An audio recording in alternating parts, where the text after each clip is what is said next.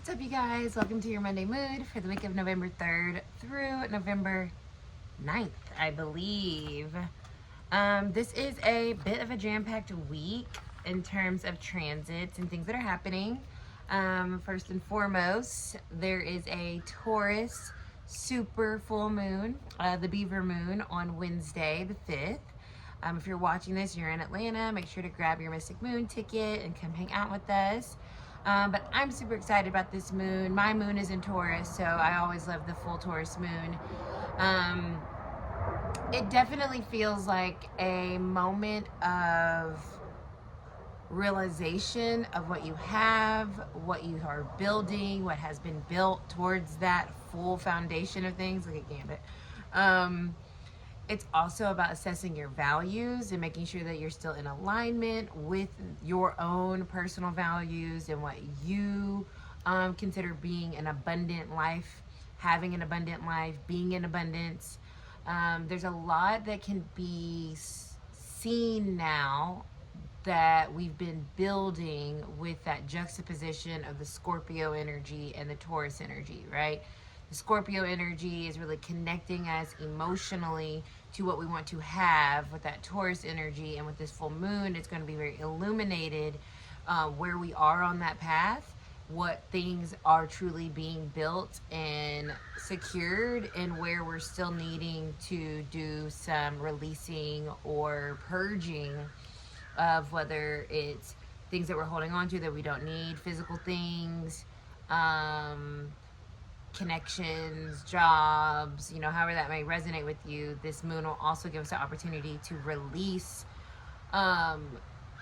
what just emotionally is dense and gunky, and it doesn't feel like you want to keep holding it, right?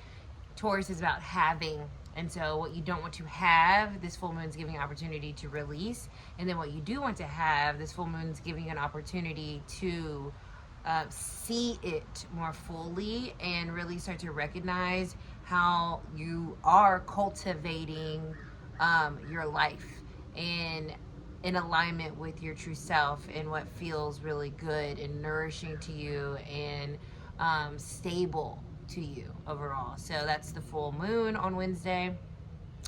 Mars is also switching signs this week. It will be moving from, just like last week, Mars already moved into Sag. This week, Mercury will be moving into Sagittarius. And then we will also be having a retrograde on Sunday on the 9th. This is an interesting retrograde. It feels low-key, I'm a little nervous about it, I'm not gonna lie. I don't know why. I think Sag energy is so unpredictable that I can't really get a sense of the energy just yet of what this Mercury retrograde is going to be bringing. But it's also going to move back into Scorpio, so I think at the end of the month it's going to feel a lot more like calming, grounding, settled. But this first 10 or so days of the retrograde are going to feel, I think, just a little all over the place, and a lot of different things, a lot of different conversations, a lot of different kind of weird energy, kind of mishaps or miscommunications or things like that. So I would just say, as Mercury moves into Sagittarius, and please excuse my missing nails, don't even get me started. As Mercury moves into Sagittarius and we hit this retrograde, just if you can take a second to just not speak, that's what I would do. If you could take a second to just think and then say, I would use that for the next 2 weeks or so, because I do feel like that Sagittarius energy coupled with the retrograde can really create a little bit of chaos. And maybe it's helpful chaos, right? Maybe it needs to happen, but it can also be something where we think we know better and we say something too soon.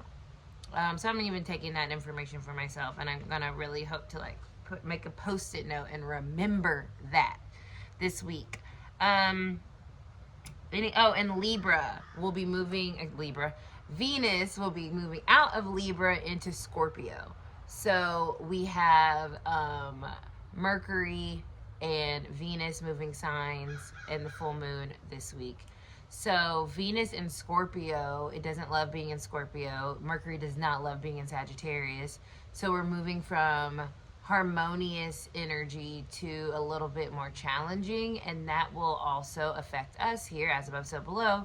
So things can start to feel a little bit more, like a little more energetically exhausting, in the sense of the effort you have to put in to make something work, or to talk about something, or just in general, it could feel like a little laborious now that we're moving out of like home sign energy into energy where signs that the planets don't really love to be in.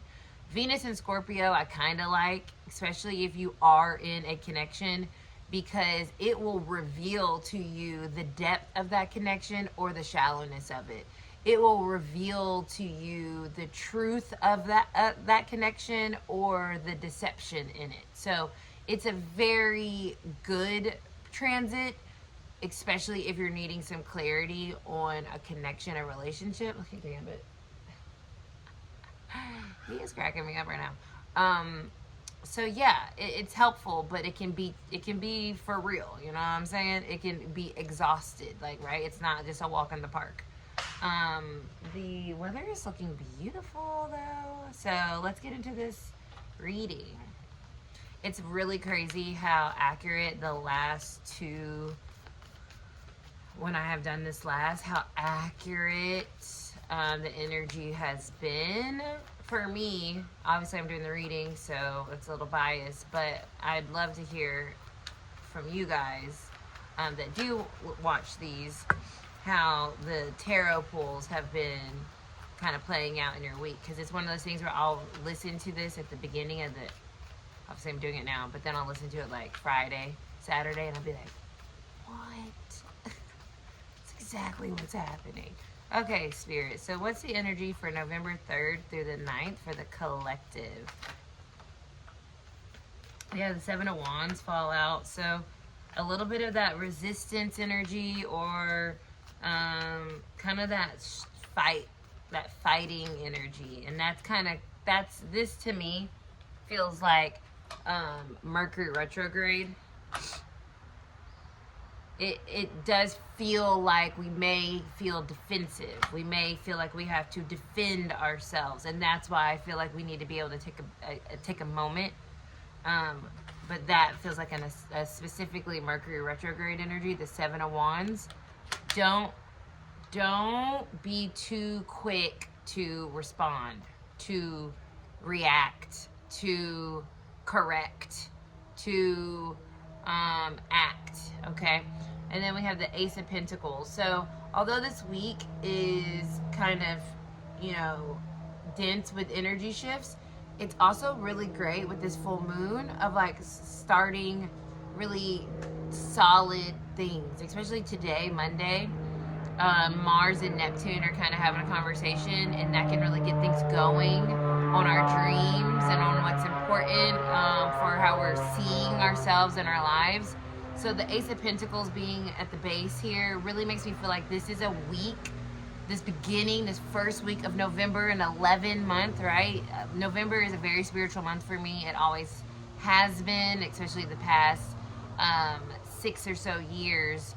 So I always look forward to the growth that November brings, and this kind of resembles that to me with the Ace of Pentacles. This is a beginning energy. It is cold now, depending on where you are, and so we're clearly in new energy, right? The weather is reflective of that. So we're starting new things that even had been started, like now we're starting a new kind of energy. The Five of Cups is coming out too. So when we do start new things, there's a grieving process, and this is interesting because change, although we're starting something new, that means something else is changing, right? To start something new, something has to end, or and that can feel kind of sad. So especially with the full moon, that releasing energy, there could be some grief around this new beginning because it's only natural. So let yourself um, take the time to feel what you need to feel this week, but know that you really are stepping out onto a new kind of point in your life. You have the Three of Wands underneath this. You really are moving forward for real, and that is exciting, but it's also kind of sad because we have to move away from what we've been accustomed to. And that can also be why the Seven of Wands came out, because there can be a defensiveness around that we have to maybe check this week, because in order to get on the other side of things, we kind of have to let things change. So that is your Monday mood. I hope you guys have a great week, a happy full moon. Like I said, if you're in Atlanta, grab a ticket, come meditate with us, get your aura photography, and just fellowship with like-minded mystics like yourself. I will be back next week, and I'm sending you guys all the blessings. Bye.